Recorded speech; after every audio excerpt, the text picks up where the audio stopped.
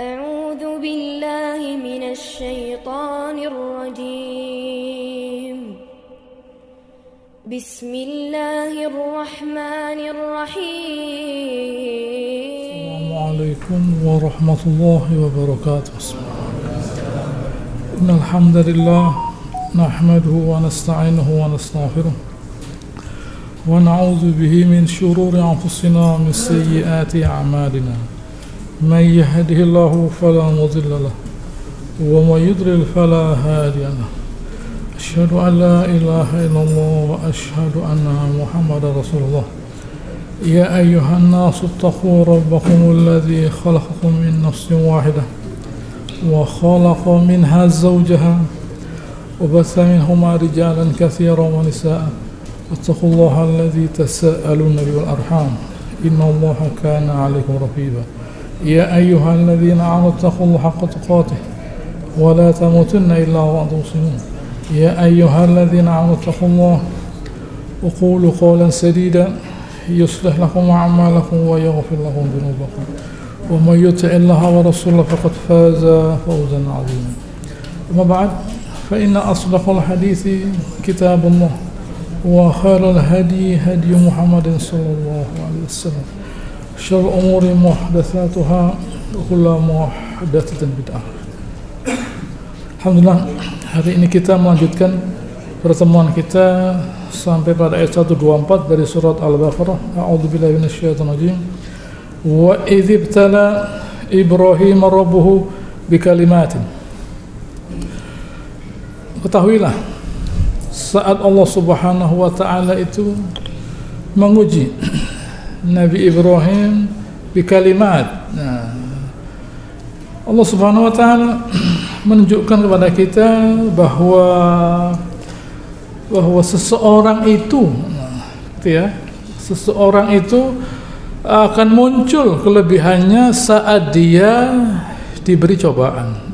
Itu saat semuanya, tidak hanya manusia saja, hewan, benda, semua itu patut diberi ujian, cobaan, tantangan dan sebagainya, yang dengan itu kelihatan nanti kualitasnya.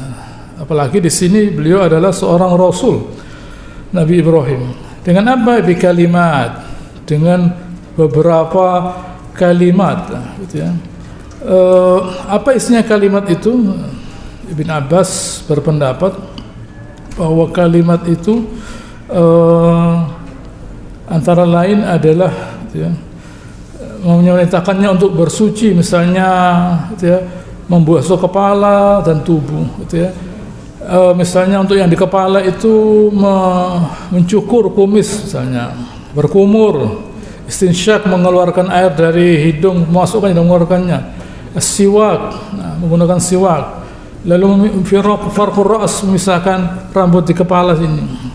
Lalu pada tubuh, taklimul azfar, menggunting kuku, halqul anah, mencabut bulu kemaluan, natful ibil, mencabut bulu ketiak, wa ghuslu atharil ghaid, menghapuskan, mensucikan, gitu ya, bekasnya buang air besar, wal baul bil ma, dan membersihkan kencing dengan air.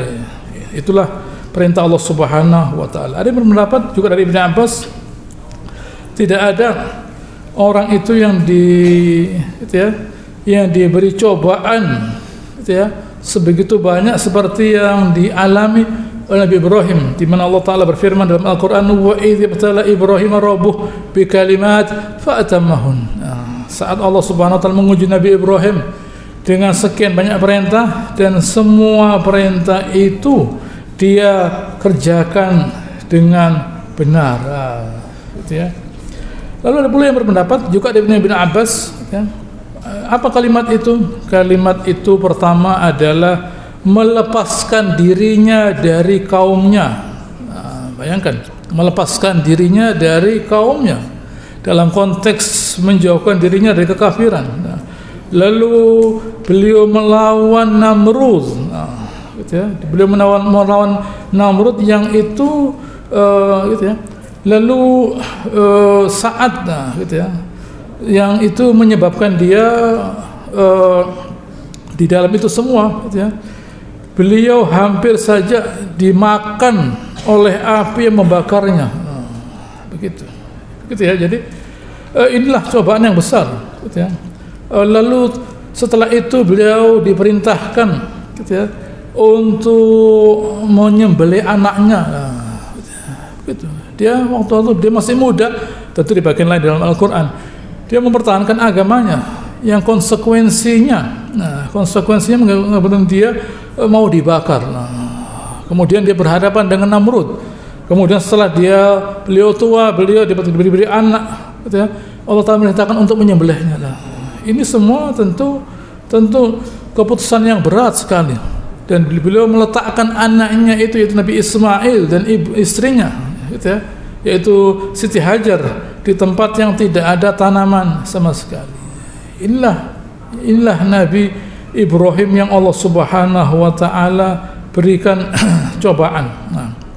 Ada pula yang semuanya dari Ibnu Abbas ini yang hampir sama, gitu ya, di mana beliau juga, saya tambahkan di sini ada kata-kata khitan. Selain yang sudah saya sebutkan tadi, ada tambahan khitan.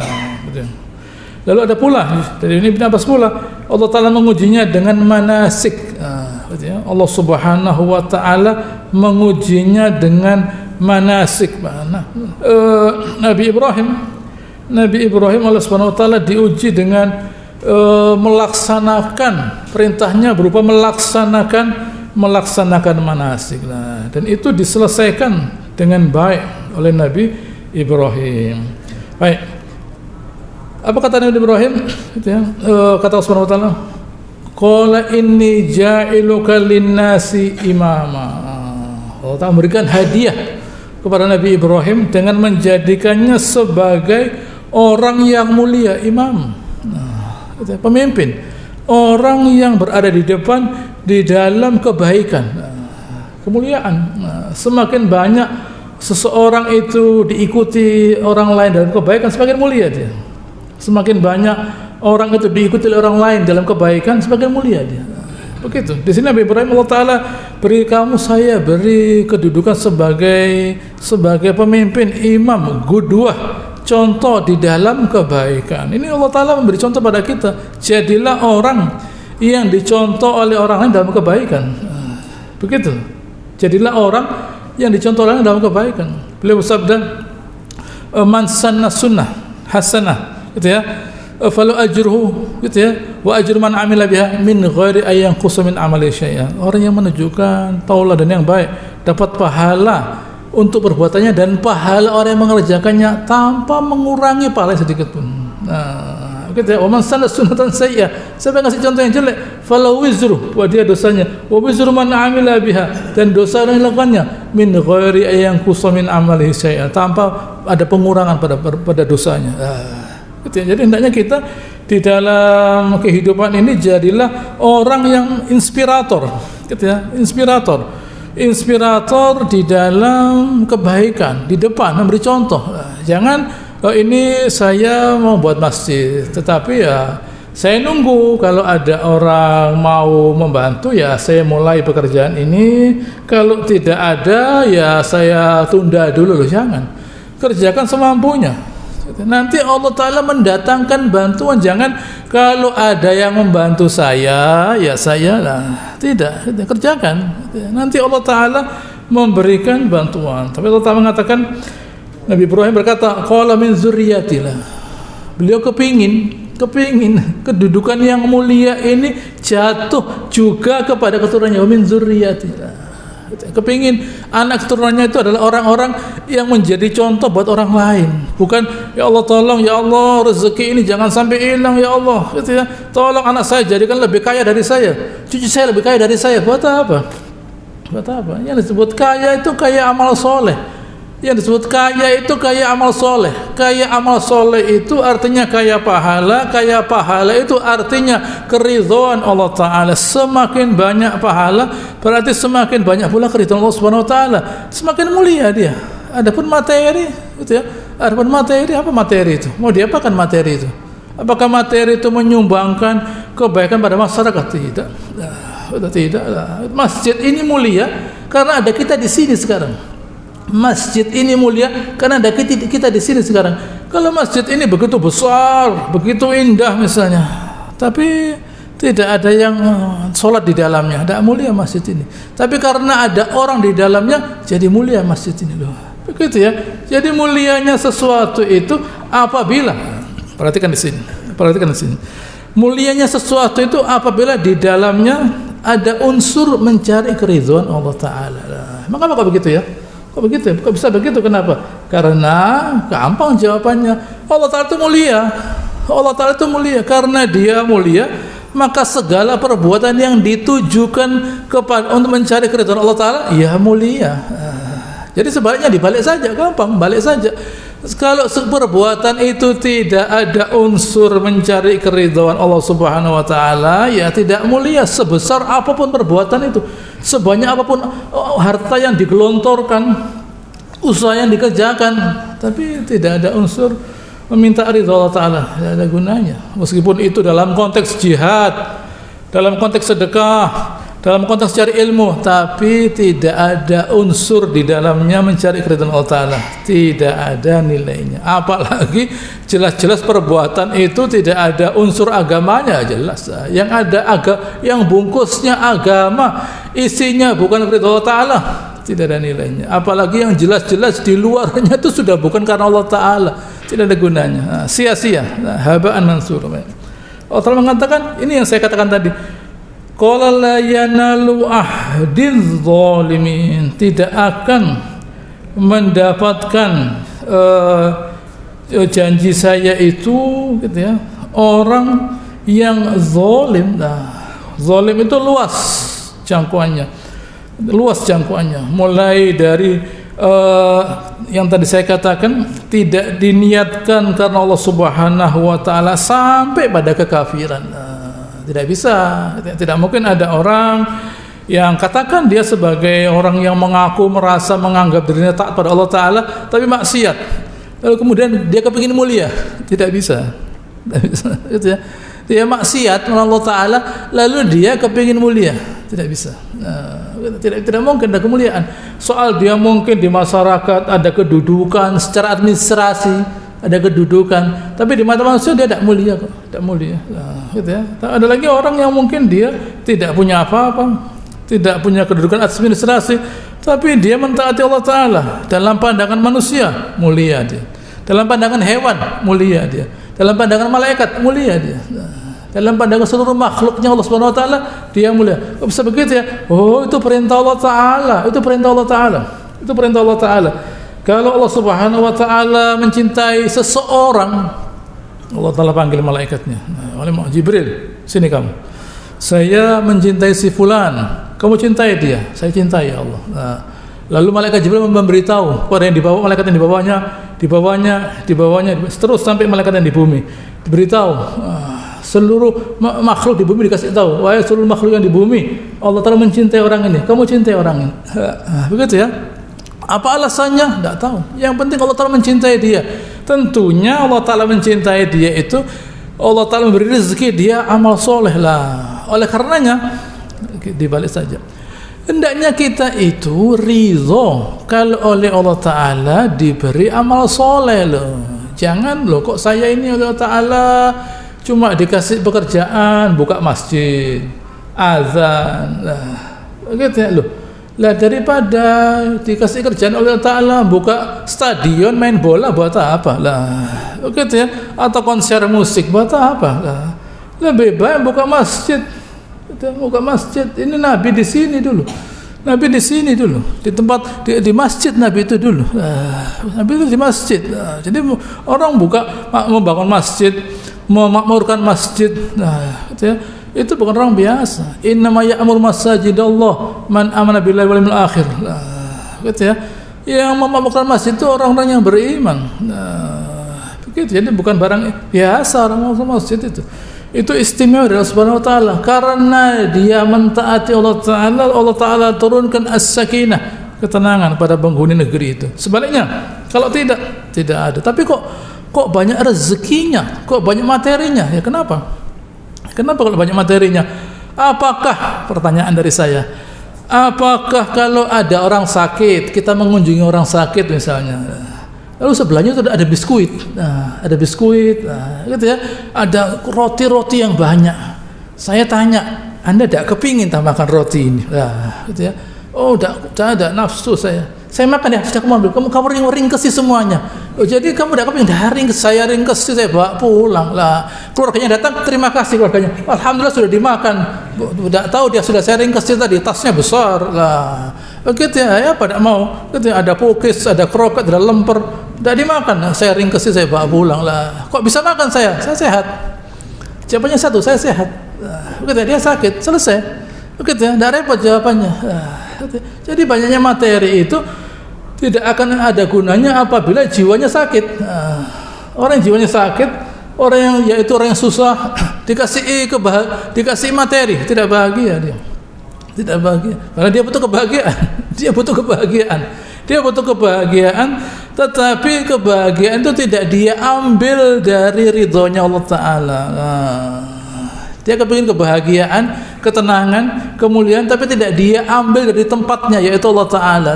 Mau dia ambil dari selain Allah Ta'ala, dapat? Tidak dapat. Tidak mendapatkan itu semua dia. Baik. Ya. Ada yang mengatakan di sini adalah rahmatnya. La yanal ahadil zalimin, tidak akan memperoleh janji saya itu siapa? Roh di antaranya adalah rahmatnya. Tidak akan dapat janji saya ini orang yang tidak saya rahmati, ya itu pelaku kemaksiatan, ya sama saja, gitu ya. Ada pula yang mengatakan nubuwah, ya sama saja kenabian, gitu ya. Itulah semuanya hampir sama lah. Baik, saya lanjutkan pada ayat selanjutnya, ayat 115. Wa idz ja'alna al-baita mathabatan lin-nasi wa amna. Ketahuilah kata Allah, waktu kami jadikan al-bait, yaitu Ka'bah. Ka'bah itu sebenarnya adalah sebuah tempat yang merupakan representasi perwakilan dari bangunan yang di langit, yaitu Baitul Ma'mur, di mana setiap hari ada 70.000 malaikat yang mengelilingi Baitul Ma'mur dan tidak kembali. Oleh Allah Ta'ala dibuat replikanya di dunia, namanya Ka'bah, gitu ya, muka'ab, karena bentuknya berbujung sangkar begini, gitu ya. Allah Ta'ala jadikan masabah. Sabah itu artinya kembali. Masab, tempat kembali. Masabah, tempat kembali yang banyak dikunjungi orang. Nah, kalau masab, tempat kembali, mungkin orangnya satu kali saja ke sana. Ini tidak, masabah, tempat yang banyak sekali orang kembali ke situ. Nah, gitu ya. Yang kembali banyak, menjadi banyak karena orangnya kembali berkali-kali. Lu Anda kan sudah umroh, ya saya kepingin kembali lagi. Anda kan sudah umroh, ya kepingin umroh lagi saya. Anda kan sudah pernah ke masjid ini, ya saya kepingin ke masjid ini lagi lah. Masabah, orangnya kepingin selalu kembali ke situ. Nah, gitu ya. Itu pertama. Kedua, wa amna, keamanan. Tidak boleh di situ ada kezaliman, tidak boleh ada orang membunuh orang, gitu ya. Bahkan Allah Ta'ala tidak mau meletakkan azab di situ, gitu ya. Di mana tidak pernah Mekah itu diserang oleh suatu kaum, gitu ya, dalam konteks, gitu ya, mau menzolimi yang di dalamnya, tidak boleh, gitu ya. Sehingga penduduk Mekah itu adalah orang-orang yang aman. Nah, gitu ya. Ini permintaan, ini adalah hadiah dari Allah Subhanahu wa taala. Adapun Nabi SAW waktu beliau itu, gitu ya, masuk ke Mekah, nah, gitu ya, Allah Taala memberikan waktu, gitu ya, hanya sesaat saja, nah, gitu ya, hanya sesaat saja, sebentar saja. Dan kemudian izin untuk menggunakan senjata itu dicabut sampai hari kiamat, sehingga tidak boleh orang melakukan kezaliman di Mekah selamanya, gitu ya. Lalu suatu kali saat Umar bin Khattab bertawaf bersama Nabi SAW, lalu beliau melihat Maqam Ibrahim. Maqam Ibrahim adalah sebuah tempat sebuah batu yang Nabi Ibrahim berdiri di atasnya untuk meletakkan batu-batu di Ka'bah itu. Nah, baik. Dan itu membekas pada batu tadi, karena terus beliau meletakkan kakinya di situ, membekas. Baik. Suatu kali pada waktu Hajjatul Wada, gitu ya, waktu Nabi SAW tawaf, gitu ya, Nabi Umar berkata pada SAW, "Hadza maqamu abina Ibrahim." Apakah ini makamnya Nabi kita Ibrahim? Naam, kata Rasulullah SAW. Ya. Afala tattakhidhu musalla. Apa kamu Rasulullah tidak sebaiknya menjadikan makam Ibrahim sebagai tempat salat? Artinya kita boleh salat menghadap kepadanya. Turun ayat ini, wattakhidhu min maqami Ibrahim musalla. Itu ya. Hendaknya kalian jadikan makam Ibrahim sebagai tempat salat. Artinya hasilnya adalah apabila seseorang itu sudah melakukan tawaf selama 7 kali di depan Ka'bah, dia disunahkan melakukan sunat 2 rakaat di depannya maqam Ibrahim sebagai bentuk penghormatan kepada orang yang membangun Ka'bah, agar orang jangan lupa bahwa di sini dulu, yang membangun Ka'bah ini adalah orang yang bernama maqam Ibrahim, orang yang bernama Nabi Ibrahim. Jangan lupa, Ka'bah ini bukan malaikat yang bangun. Bukan malaikat yang bangun, yang membangun itu manusia, namanya Nabi Ibrahim. Ini contoh buat kita, pelajaran. Hendaknya kita di dalam hidup ini memberikan kontribusi kepada agama ini. Saya punya pertanyaan. Kita itu butuh Islam atau Islam yang butuh kita? Gitu ya, ini pertanyaan. Kita itu butuh Islam apa Islam yang butuh kita? Kita itu butuh Islam atau Islam yang butuh kita? Ini pertanyaan. Kita yang butuh Islam atau Islam yang butuh kita? Sama dengan sekolah. Kita itu butuh sekolah apa sekolah yang butuh kita? Waktu kita masih kecil pakai celana merah, sekolah kita butuh sekolah. Pakai celana biru kita butuh sekolah. Celana abu-abu butuh sekolah, kuliah kemudian. Tapi waktu ada jenggotnya, tidak boleh pakai celana merah. Waktu ada jenggotnya kembali ke sekolah pakai celana merah. Lu ada apa? Gitu ya. Tidak, barangkali butuh. Saya masih kepingin sekolah. Jangan di sini, gitu ya. Anda mau pacaran sama gurunya rupanya. Tidak bisa pakai celana merah ke sekolah. Anda cari istri apa? Tidak boleh. Jadi bagaimana Anda kembali ke sini sebagai guru lah misalnya celananya panjang, celana hitam, pakai dasi, gitu ya, mengajar. Waktu kita masih kecil kita butuh Islam, kita belajar agama dan sebagainya. Waktu kita sudah dewasa, iman kita sudah menjadi baik, kuat, Islam butuh pada kita. Kita dibutuhkan oleh Islam. Begitulah, kita tuh dibutuhkan oleh Islam, gitu ya. Dengan berkorban seperti Nabi Ibrahim tadi, memberikan pengorbanannya kepada Islam, membangun Ka'bah beginilah. Jangan kita minta terus diayomi oleh Islam lah. Kalau ada masjid, ya saya sholat, masjidnya buka, ya saya ke masjid. Gitu ya. Kalau ada Quran, ya dibukakan di depan saya baca. Kalau nutup tidak saya baca, apa begitu? Tidak. Kita buka Al-Quran, kita pelajari isinya, kita ajarkan, kita kerjakan isinya. Loh, begitu mestinya. Memberikan kontribusi pada Islam. Bukan lalu ya, Islam itu saya pikir-pikir memberi apa? Banyak. Kita mesti memberi pada Islam. Setelah kita kuat, iman kita kuat, kita memberi pada Islam. Begitu loh. Jangan kita hanya minta Islam ini memberi pada kita. Kita sekarang ganti memberi pada Islam berupa pengorbanan seperti yang dikerjakan oleh Nabi Ibrahim. Baik, saya lanjutkan. Wahidna ila Ibrahim wa Ismail an tahhira baitiya lit-ta'ifin wal 'akifin wa ruka'is sujud. Kami perintahkan Nabi Ibrahim dan Nabi Ismail untuk membersihkan sekitar Ka'bah itu, kita dari segala berhala, dari segala kotoran, bersih, ya. Untuk siapa? At-Ta'if. Orang Ta'if ini mesti lancar jalannya, tidak boleh ada halangan dan sebagainya. Pertama, ada yang mengatakan Ta'if itu orang yang datang, pendatang, sama saja. Lalu yang kedua, Al-Akif, gitu ya, orang yang i'tikaf di Masjidil Haram. Ada yang mengatakan Al-Akif itu gitu ya, yang tinggal di Mekah, ya sama saja. Orang tinggal di Masjidil Haram, dia punya otoritas dari Allah Ta'ala untuk boleh i'tikaf di Masjidil Haram. Allah mengatakan Al-Akif, orang boleh tinggal di Masjidil Haram. Orang boleh tinggal di Masjidil Haram untuk melakukan ibadah, i'tikaf misalnya. Baik. Waruka'is sujud, dan untuk orang-orang yang rukuk dan orang-orang yang bersujud. Oleh karenanya janganlah kita melakukan kekotoran, baik berupa materi maupun perbuatan di Masjidil Haram. Jangan di situ ada unsur-unsur kotor secara materi atau secara akidah. Memberikan di Masjidil Haram berhala dan sebagainya tidak boleh. Baik. Ayat 126. Doanya Nabi Ibrahim, wa idz qala Ibrahim rabbi ij'al hadza baladan amina. Lihat Nabi Ibrahim. Apa doanya? Ya Allah, jadikan negeri ini aman lah. Aman itu penting.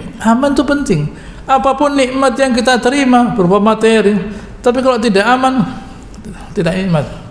Kata Nabi SAW, man kana aminan fi sirbi, siapa yang aman di rumahnya, mu'afan fi jasadih, sehat, indahu qutu yaumi, punya makanan hari itu saja, fakana mahizat lau dunia bihadzabina, seperti dunia seluruhnya aman, tidak ada tsunami, tidak ada gempa, tidak ada hurricane, aman dia di rumahnya, tidak dicari orang, dia mau diancam, tidak, sehat, bisa mendengar, bisa berjalan, punya makanan hari itu saja, seperti dunia untuk dia seluruhnya. Ini penting, ini nikmat yang penting. Lalu Nabi Ibrahim masih menambahkan lagi, warzuq ahlahu minas samarat. Berikan buah-buahan ya Allah. Bayangkan kalau kita mau berdoa, ya Allah berikan buah-buahan di Pulau Jawa, betul sudah ada tanahnya subur. Betul kan? Tanahnya subur, tropis, hujan datang terus. Ya memang ya Allah, tolong, ini kan negeri yang hijau ya Allah, tolong turunkan buah-buahan, jangan hanya pohon saja. Betul doa ini. Tapi ini di Mekah loh ya, padang pasir loh ini, padang pasir, bayangkanlah. Jadi orang itu berdoa, jangan lalu kira-kira bisa apa enggak Allah Ta'ala memberi loh. Jangan, harus saya minta ini ya Allah. Caranya saya tidak tahu, saya makhluk kok. Saya tidak tahu cara yang saya makhluk kok. Yang penting ya Allah tolong saya diberi ini loh, begitu. Jangan kita itu membatasi kemampuannya Allah Ta'ala. Jangan kita membatasi pemberiannya Allah Ta'ala loh. Ada apa? Saya minta ini ya Allah, caranya tidak tahu. Saya mengharapkan rahmatmu kok. Tapi jangan lupa bahwa harapan yang besar itu sebenarnya dilatar belakangi oleh perbuatan yang besar pula. Kalau orang tidak pernah beramal soleh, amal soleh itu adalah amal yang di dalamnya ada harapan pada Allah Ta'ala. Tidak pernah dia kerjakan. Bisa berdoa macam-macam, tidak bisa. Tapi karena dia sering beramal soleh, artinya sering mengharapkan rahmat Allah Ta'ala, dia mintanya besar ya Allah. Saya sudah sering beramal soleh, sering mengharapkan rahmatmu, tolong berikan ini kepada saya. Berani dia berdoa setelah dia banyak beramal soleh. Tapi jangan semua ya Allah. Man amana billah wal yawmil akhir. Hanya yang beriman pada Allah Ta'ala dan beriman pada hari akhir. Hanya yang beriman saja ya Allah. Hanya yang beriman saja kamu beri. Katanya Nabi Ibrahim. Nabi Ibrahim membatasi. Allah Ta'ala jawab, qala wa man kafar.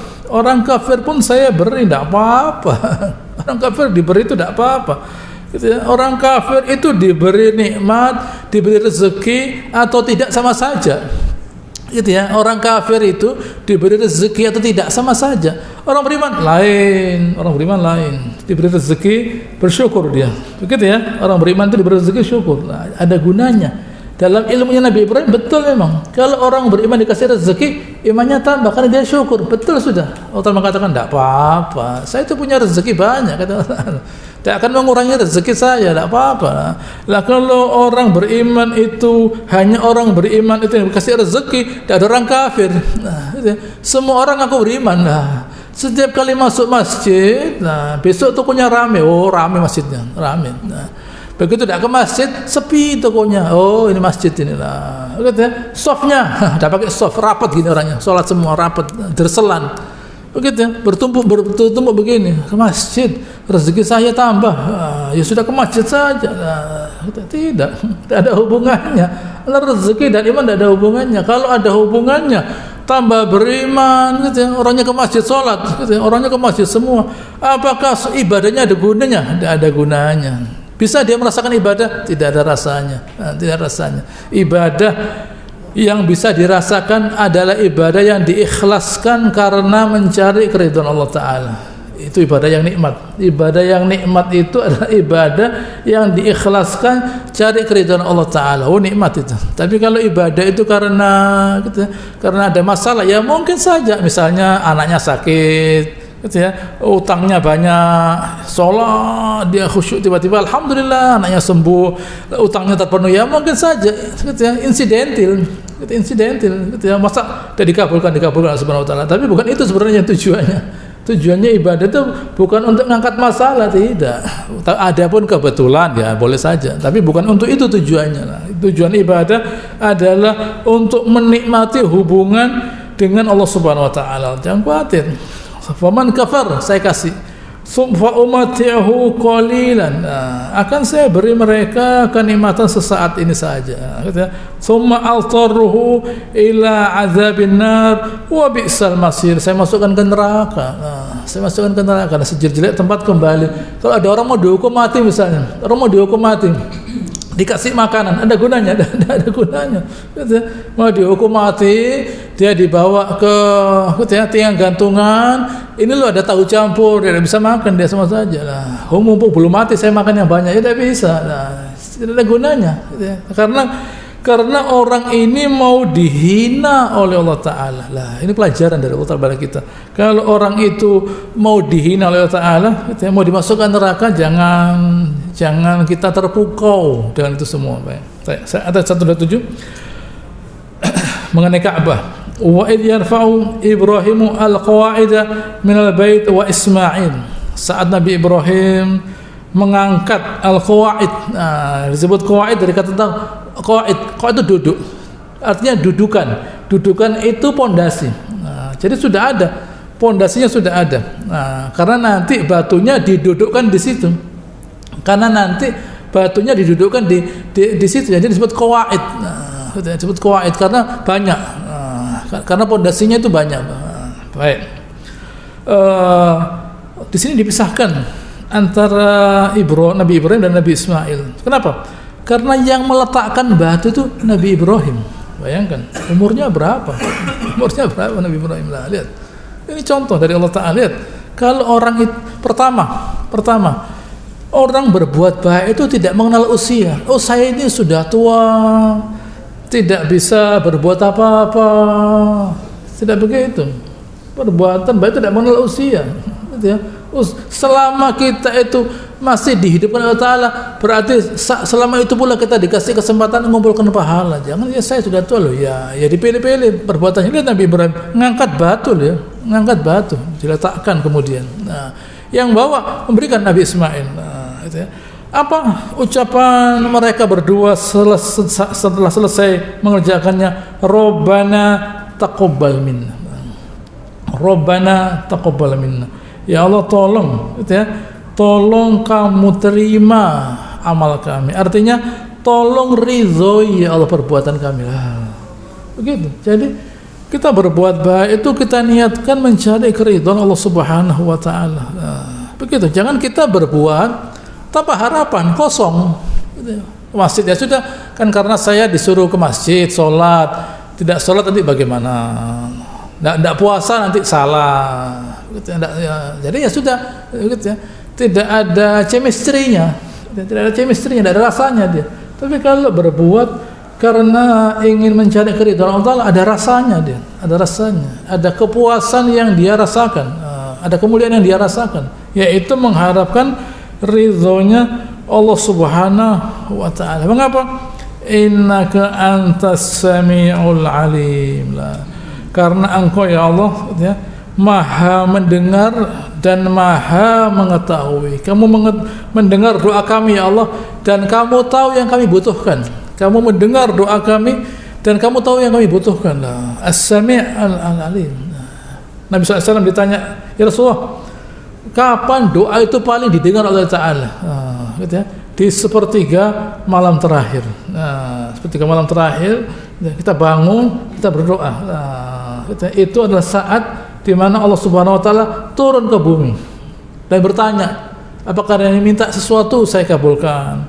Ada yang minta ampun, saya beri ampunan dia lah. Allah Ta'ala turun ke bumi, ke langit bumi untuk mencari orang-orang yang memohon doa. Mengapa? Kok Allah Subhanahu wa taala itu memuliakan orang yang berdoa? Karena orang yang berdoa itu mengharap rahmat Allah taala. Bukan soal doanya, tidak. Ada harapan rahmat kepada Allah taala.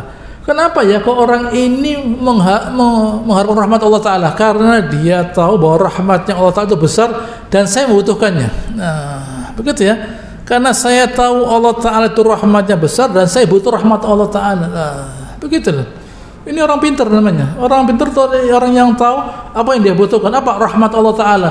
Jadi bagaimana? Ya saya minta. Ya saya minta rahmat Allah taala. Begitu. Kalau kita kan mestinya Allah Subhanahu wa taala itu merahmati kita tanpa kita minta. Sudah kita diberi iman, diberi kesehatan. Tugas kita minta sama dengan kita misalnya sekolah.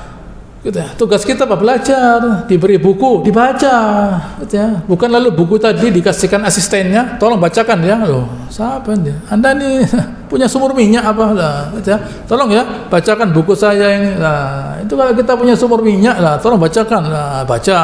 Gitu ya. Kita punya asisten khusus membacakan isinya koran, baca WA dan sebagainya, baca buku, tolong baca buku ini loh. Kita baca sendiri.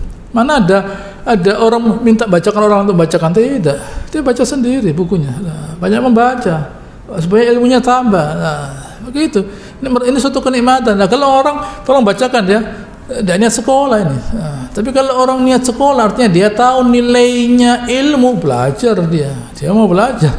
Gitu ya. Dia mau belajar. Kalau orang itu tahu nilainya rahmat Allah taala, dia minta. Anda kan sudah dikasih rahmat, kan Anda sudah dikasih kesehatan. Ya memang, tapi saya minta tambah. Nah, saya minta tambah rahmat Allah taala berupa tambahan keamanan, tambahan kesehatan, dan sebagainya, sehingga segala masalah saya tidak ada. Nah, begitu loh. Saya minta dari rahmat Allah taala. Saya itu memang mungkin saja ada musibah, saya mesti sabar. Saya kepingin tidak ada musibah. Nah, saya kepingin Allah taala melindungi saya dari segala musibah. Ini orang pintar namanya. Nah, baik.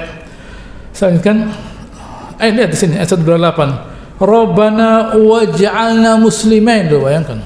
Keduanya minta kepada Allah taala, ya Allah jadikan kami ini orang yang menyerah. Sudah, bukan soal muslim saja, sudah beriman, sudah bertakwa, tapi yang penting menyerah.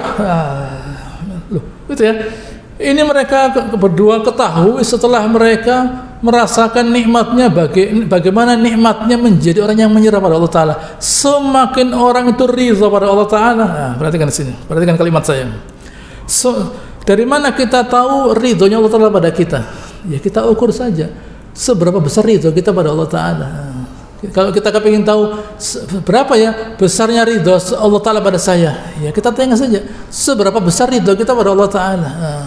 Kalau kita kepingin tahu ridhonya Allah taala pada kita, tanyakan seberapa besar ridho kita pada Allah taala. Apa buktinya kita ridho pada Allah Subhanahu wa taala? Apa bukti kita ridho pada Allah Subhanahu wa taala? Kita bersyukur atas segala nikmat yang sudah kita terima. Itu pertama. Dan yang kedua, saya mengharapkan kepada Allah taala menambah ridhonya. Caranya saya banyak berzikir, banyak baca Al-Qur'an, banyak beribadah. Itu berarti kita cari ridhonya Allah taala. Nah, kalau orang gitu ya, tidak mau menambah amal solehnya, berarti dia tidak mau pula Allah taala menambahkan rahmatnya. Lihat di sini, lucu ya, tapi terjadi itulah. Kalau orang tidak mau menambah amal solehnya berupa ibadah, sedekah, akhlak yang baik, berarti dia pun tidak mau Allah taala menambah rahmatnya. Nah, tapi kalau orang mau kepingin rahmat Allah taala, ada orang salah, saya maafkan, tidak apa-apa. Yang penting Allah taala memaafkan saya. Nah, yang penting Allah taala memaafkan saya. Tidak apa-apa orang ini marah, yang penting Allah taala tidak marah pada saya maafkan, tidak ada masalah. Begitu loh. Saya sedekah, tidak apa-apa, diganti oleh Allah taala. Allah taala itu kaya, saya diganti oleh Subhanahu wa taala, tidak ada masalah. Begitu ya. Jadi kalau orang pintar itu orang yang pandai mencari, memohon rahmat Allah Subhanahu wa taala. Wa min zurriyatina. Tidak hanya mendoakan diri mereka berdua saja, tolong jadikan keturunan kami juga seperti kami, mendapatkan nikmat seperti kami, agar kami ini ketemu mereka di surga. Nah, jangan orang itu hanya dia saja yang baik, bapaknya ke masjid mungkin baca Al-Quran dan sebagainya, tapi tidak ngajak anaknya. Nah, tolong doakan anak saya, ya tidak bisa. Anaknya diajak ke masjid, anaknya diajak baca Al-Quran, sholat malam, ya diajak sholat malam, ya diajak. Ini pendidikan namanya, pendidikan. Sejak kecil itu diajarkan baca Al-Quran, tapi kan tidak ngerti isinya, tidak ada masalah. Bacaan Al-Quran itu akan mensucikan hati anak itu. Anak itu tidak ngerti artinya sekarang, tapi sudah bersih hatinya. Nanti dia sudah dewasa baca Al-Quran. Begitu loh. Anak kecil itu disuruh baca Al-Quran, ngerti isinya? Tidak ngerti, tapi hatinya disucikan oleh Al-Quran, dia bersih hatinya. Begitu loh. Anak kecil itu kalau disuruh baca Al-Quran, tidak ngerti isinya, tidak gampang ngerti isinya Al-Quran itu. Tetapi Al-Quran itu sudah masuk pada dadanya, bersih jiwanya. Nah, kalau jiwanya tidak terisi Al-Quran, diisi berhitung, diisi pelajaran ini ya bagaimana ya mendidik anak? Dulu sahabat bagaimana mendidiknya? Dia jadi berhitung Nabi SAW, pakai papan tulis di masjid gitu. Dia jadi berhitung. Tidak ada, disuruh baca Al-Quran. Sahabat itu kadang-kadang yang masih kecil-kecil jadi imam, karena dia hafal, masih kecil lucu dia jadi imam. Mengapa? Karena dia hafal Quran. Yang di belakangnya orang dewasa, jadi yang dewasa orang makmumnya, tapi dia jadi imam anak kecil ini karena dia hafal loh lah.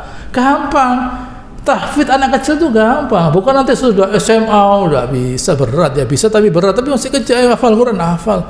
Karena masih kecil hafal Al-Quran, hatinya bersih, hatinya dia bersih gitu ya. Sehingga nanti selanjutnya dengan sendirinya akhlaknya pun terbawa jadi baik. Wa arina manasikana wa min dzurriyyati ummatan muslimatan lak, jadikan keturunan kami ya Allah gitu ya, umat yang menyerah kepada Engkau. Baik. Wa arina manasikana, tunjukkan ya Allah manasik untuk kami. Minta loh Nabi Ibrahim itu minta kepada Allah Ta'ala ditunjukkan bagaimana caranya melaksanakan perbuatan disebut manasik. Manasik itu jamak dari mansak. Mansak itu dari kata nasaka. Nasaka itu artinya ghusalan. Gitu ya. Karena mereka ghusala itu artinya mereka menumpahkan darah di situ. Menumpahkan darah. Artinya mereka menyembelih. Gitu ya. Jadi mansak tempat menyembelih. Karena nanti di situ ada perbuatan menyembelih hewan kurban. Tapi karena banyak perbuatan disebut manasik. Dari kata mansak itu tempat menyembelih sebenarnya. Baik. Ceritanya, saya minta waktu sebentar. Ceritanya Nabi Ibrahim oleh malaikat Jibril didatangi. Gitu ya. Saat Nabi Ibrahim mau dibawa ke Arafah, ini Arafah, ini Muzdalifah, ini Mina. Menuju ke Mina dulu. Sampai di Jumratul Aqabah ada syaitan, dilempar dengan 7 batu. Lalu berjalan lagi sampai Jumratul Wusta di tengah-tengah, lempar ada syaitan dilempar lagi dengan 7 batu oleh Nabi Ibrahim. Saat sampai Jumratul Sughra ada lagi syaitan mengganggu Nabi Ibrahim, dilempar lagi dengan 7 batu. Lalu setelah itu sampai ke Muzdalifah. Katanya malaikat Jibril, hadza masy'arul haram. Ini masy'arul haram. Gitu ya. Ini adalah masy'arul haram. Baik. Lalu setelah itu sampai ke Arafah, sampai di Arafah, hadza Arafah. Gitu ya. Hadi Arafah. Nabi Ibrahim berkata, malaikat Jibril berkata, Arafta, sudah tahu kamu? Arafta, kamu sudah tahu? Ya, disebut Arafah. Begitulah kira-kira cerita singkat mengenai manasik yang terjadi pada Nabi Ibrahim. Kemudian Nabi SAW menyempurnakan lagi manasik itu. Khudhu anni manasikakum, kalian ambil dari saya manasik kalian. Kemudian Nabi melaksanakan haji wada yang kemudian diikuti oleh sekian puluh ribu manusia untuk kepingin melihat bagaimana haji Nabi SAW. Saat itu ada seorang sahabat bernama Jabir bin Abdullah. Jabir bin Abdullah menceritakan manasiknya Nabi mulai dari awal di Madinah sampai selesai. Satu orang saja, riwayat Muslim, satu orang saja. Jabir bin Abdullah menceritakan riwayatnya hajinya Nabi mulai dari awal di Madinah sampai selesai, lengkap. Lengkap. Yaitu Jabir bin Abdullah yang diriwayatkan oleh Muslim. Begitu ya. Sehingga itu hadis itu menjadi acuan bagi siapapun yang akan melaksanakan haji. Ya, inilah yang bisa saya sampaikan. Insyaallah akan selanjutkan mengenai Nabi Ibrahim pada pertemuan yang akan datang. Allahumma shalli ala Muhammad wa ala ali Muhammad ala Ibrahim wa ala ali Ibrahim innaka Hamidum Majid. Wa barik ala Muhammad wa ala ali Ibrahim wa ala ali Ibrahim innaka Hamidum Majid. Subhanakallahumma rabbana wa bihamdika nasyhadu an la ilaha illa anta nastaghfiruka wa natubu ilaik. Wa akhiru da'wana alhamdulillahi rabbil alamin. Wassalamu alaikum warahmatullahi wabarakatuh.